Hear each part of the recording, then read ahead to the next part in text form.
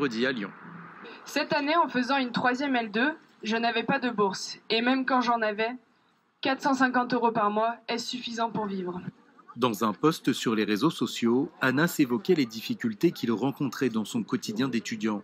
Un message publié peu avant de s'immoler devant le Crous de Lyon, vendredi dernier. Cet acte désespéré a ému la communauté estudiantine de Saint-Étienne, d'où il est originaire, et a résonné comme un geste contestataire envers les autorités, un geste héroïque pour son cousin. Ce qu'il a fait, franchement, il faut avoir des paires de couilles pour faire un truc comme ça. Même personne, même l'État, pour le peuple, il ferait même pas un truc comme ça. Et là, il s'est permis de le faire juste pour des étudiants. Donc, moi, je voulais qu'il se fasse entendre. Même lui, il voulait se faire entendre. Il se bat que pour des causes justes. Anas, 22 ans, a entrepris des études en sciences politiques qui l'ont amené jusqu'à Lyon. Des frais importants sont occasionnés au quotidien. Une bourse d'études lui était versée jusqu'à ce qu'elle lui soit retirée.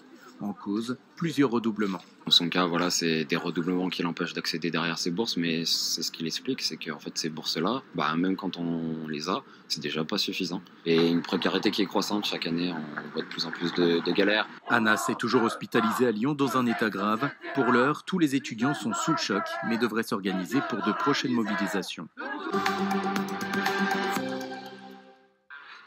Stéphane, alias Pirate, est un gilet jaune.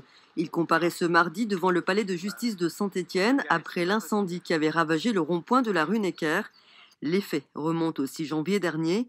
Ce jour-là, un gilet jaune avait été aspergé d'essence et un véhicule avait été incendié. Pirate, chercheur au CNRS, devait initialement comparaître en mars aux côtés de 4 autres personnes, mais son avocate avait demandé le report du procès qui a donc été fixé à aujourd'hui. Selon elle, son client est une victime. Ce mardi, après avoir porté plainte, Pirate comparaît donc en tant que victime, mais aussi en tant que prévenu pour destruction du bien d'autrui par un moyen dangereux pour les personnes. Pop Fouille, c'est la traditionnelle vente de livres d'occasion du Secours populaire.